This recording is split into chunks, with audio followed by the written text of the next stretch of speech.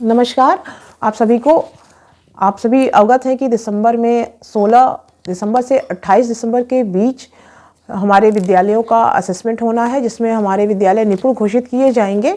इसके लिए जो भी इच्छुक हेडमास्टर्स थे उन्होंने नामांकन कर दिया है और सूची भी परियोजना से जारी की जा चुकी है कि जिन विद्यालयों का दिसंबर में 2024 में आकलन होना है।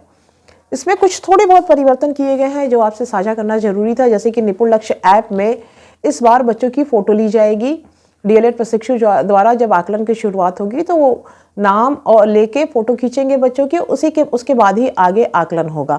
अब आकलन में क्या क्या परिवर्तन हुए हैं ये आपसे साझा करना चाहूँगी। ये सारे आकलन निपुण लक्ष्य ऐप पर ही किए जाएंगे।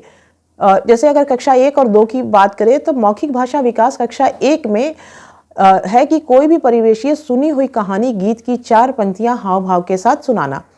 2 में 4 की जगह 6 पंक्तियां हो गई हैं। ये मौखिक भाषा विकास का टेस्ट होगा बच्चों का। इसके बाद ये भी जो सुनाएंगे तो अगर बच्चे ने सुना लिया तो यस या नो जो भी होगा वो ऑप्शन वो सेलेक्ट करेंगे डीएलएड प्रशिक्षु। इसके बाद पढ़ना, रीडिंग स्किल आती है। रीडिंग स्किल में कक्षा 1 के लिए 4 से 5 सरल शब्दों से बने हुए 4 वाक्यों को पढ़ने में सक्षम हो, यानी कि उसमें से उस निपुण लक्ष्य ऐप में 4 से 5 सरल शब्दों से बने हुए वाक्य को बच्चा यदि पढ़ लेता है तो उस टेस्ट को बच्चा पास कर लेता है। इसी तरह अगर क्लास 2 में बात करें तो वो सरल शब्दों से बने 6 से 8 वाक्यों को अनुच्छेद को उचित प्रवाह और स्पष्टता से पढ़ लेता है और उस पर आधारित 4 प्रश्न, जिसमें 3 जो है तथ्यात्मक प्रश्न होंगे और 1 जो है उच्च स्तरीय प्रश्न होगा। तो ये अगर बच्चा पढ़ लेता है और उन प्रश्नों के उत्तर दे लेता है तो वो बच्चा उसमें निपुण होगा।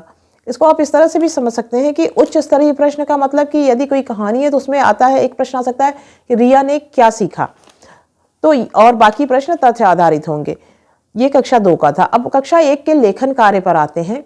5 सरल शब्दों से बने हुए 2 वाक्यों को सुनकर लिख लेता है।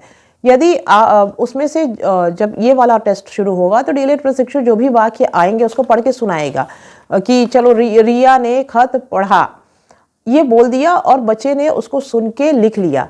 तो 2 वाक्य अगर उसने सही लिखे तो वो बच्चा उसमें निपुण होगा।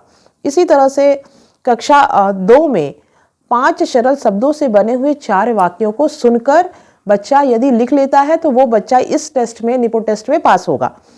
अब हम आते हैं गणित में। गणित में कक्षा 1 में पहला बिंदु है गिनती एवं संख्या पहचान।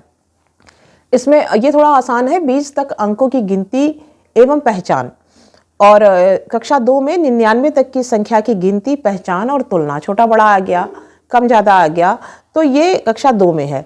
कक्षा 1 में जोड़ घटाव है, 1 अंकीय जोड़ घटाव है जिसका योग जो है 20 से ज़्यादा ना हो। कक्षा 2 में 99 तक की संख्याओं का जोड़ घटाव है।